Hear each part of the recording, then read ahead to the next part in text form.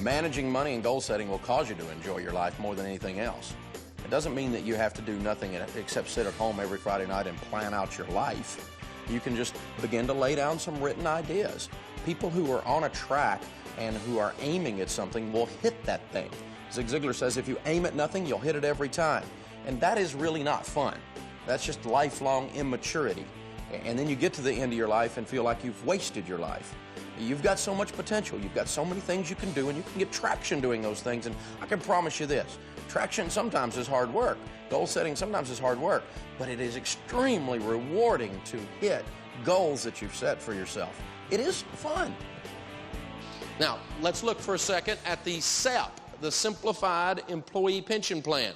This is for a self-employed person, and they're nicknamed SEP IRAs because it allows you to deduct up to 15% of your net profit by investing in a SEP. If you make $100,000 profit in your business, you could put up to 15% in your SEP. Now, they actually run it through a formula, and it'll come out closer to 13.8. But keep in mind the 15% figure, and you'll be pretty close at that point. This year, there's a maximum of $45,000 that you can put in there. But that phone's getting ready to ring, and that will change every year. So just go online and check out what your possibilities there. Now, the trick with the SEP is this.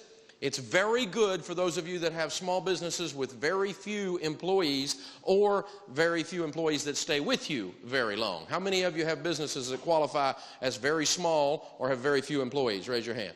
Okay? The SEP is very good. When we first started our business, I did a SEP.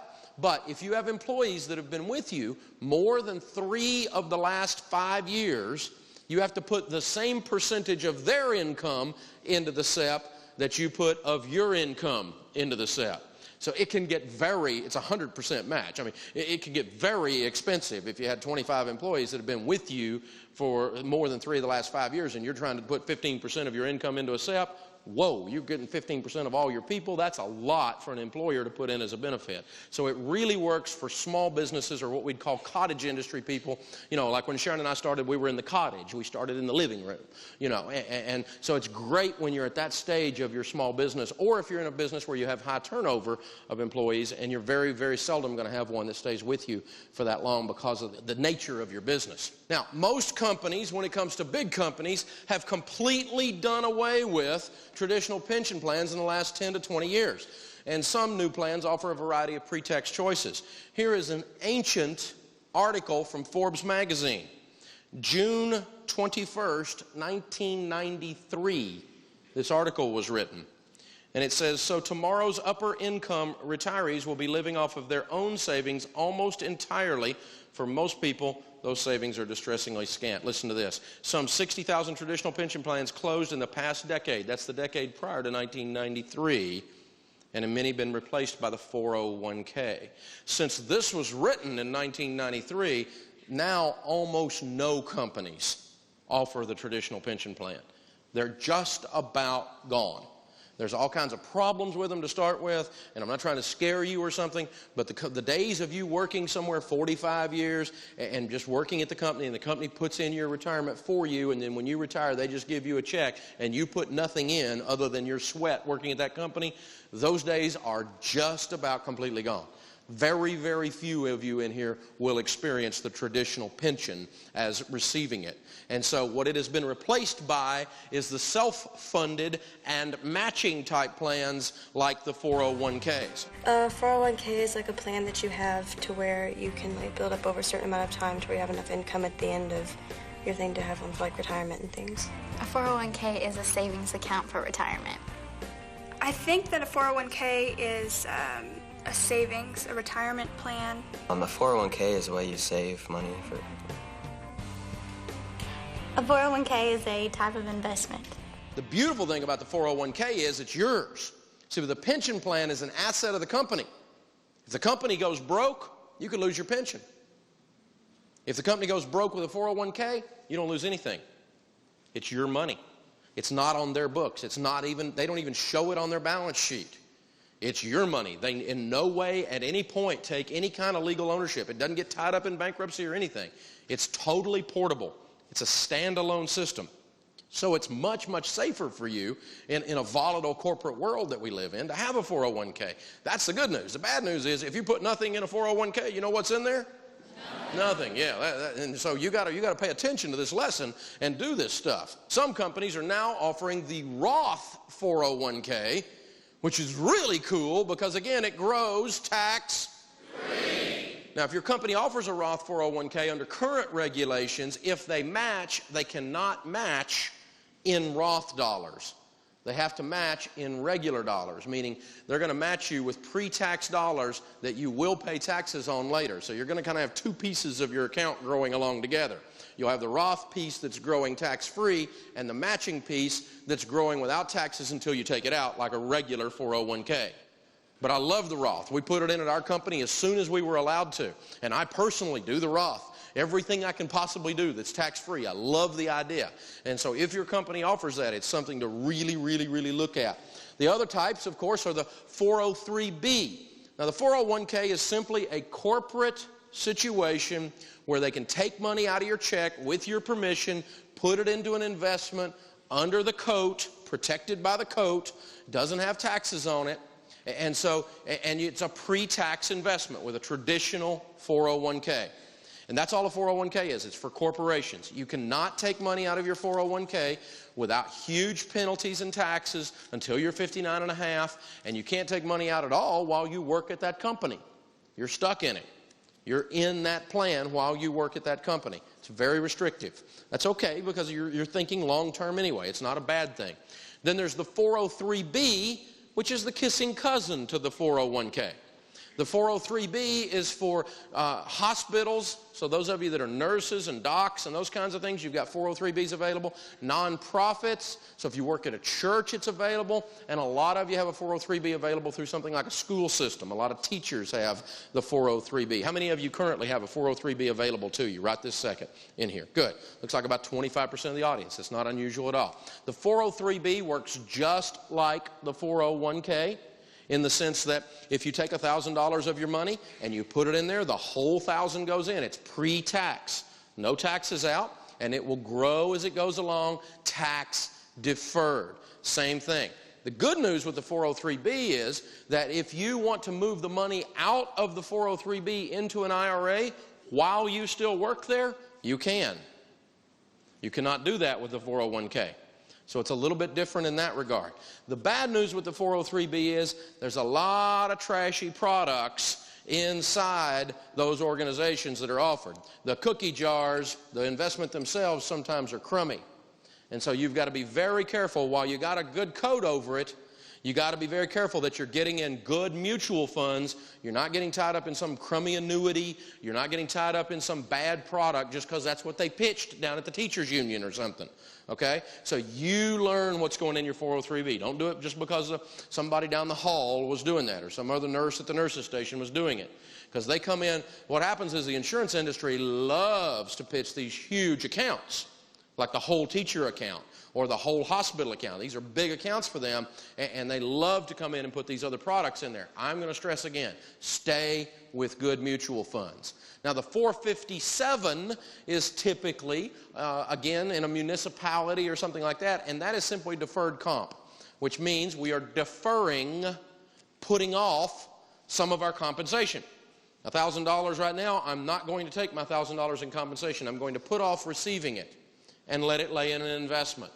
And so it acts just like a 401k. The difference is it can only be in deferred comp. With a 403B or a 401k, this is starting to get dizzy, isn't it?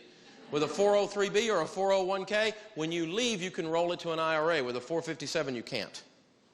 So 457 is my least favorite of all of these that we're talking about tonight. It's the last one I would do after I've done every other possible thing, and even then I'm not positive I'm going to do it. Because all you're doing is just putting off the income, and then it's stuck there, and if you ever leave, you just receive the income. And you could have a really big tax thing happen to you. You've got to be very careful with that.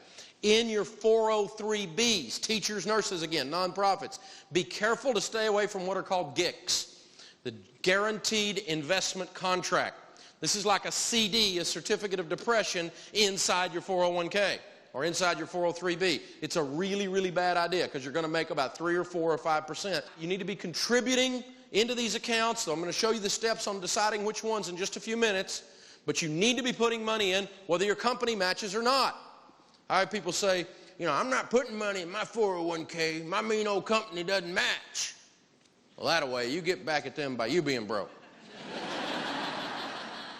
Because see, what a 401k is this. Basically, a pre-tax investment works this way. Again, $1,000 by the time I get home with it looks suspiciously like $700, doesn't it? Your company doesn't match, and you put $1,000 in. Guess who matched? Congress. The government. They were getting ready to take $300 of your money. They didn't take it. They let you keep it and grow money with it. With what we've learned about compound interest from people like Ben and Arthur, getting to keep other people's money, the government's money, and let it act like it's ours and let it grow over all these years is a hugely smart idea. So even if the company doesn't match, because it is pre-tax, in a very, very real way, you have the government matching you. You should always roll all retirement plans to an IRA when you leave the company. Anytime you leave, where you are, take your retirement with you. Don't take it home. Take it with you, though. There's a difference. What we're going to do is we're going to make it a direct transfer. Do not bring the money home. Now, a direct transfer is that it's currently sitting here in a 401k under this coat. And what we're going to do is we're going to go over here and we're going to open up another coat called an IRA. And then we're going to go, come here, boy. And it's going to come straight over here and get back in the other coat before it gets cold. All right, that's a direct transfer. It's going to jump from the 401k to the IRA. And the way you do that is you simply fill out a form called a direct transfer form. How novel is that? And we fill that out, and the mutual fund company then transfers the money from that mutual fund to the mutual fund that you select over here. There's no withholding needed. There's nothing taken out for taxes, and you have no taxes due. And the reason you take your 401k money with you when you leave is over here I've got 8,000 mutual funds to choose from. In my 401k I probably have 10 or 12, right? Say right. So I have more choices over here. The other thing is I got more control because it's not stuck in a company I don't work for anymore. I don't have to deal with their HR department or anything else to get my money. It's over here. I'm getting the statement at the house. It's totally under my control. I can watch what's going on. I can move it if I want to move it and those kinds of things. Now, if you make the mistake, instead of taking it as a direct transfer and you try to bring that money home and then you go, oh, I should have put it in there, you're going to find they held 20% out. And so if you got $100,000 in there, they're going to send you a check for 80. But you got 60 days to put 100 in here. You only got 80.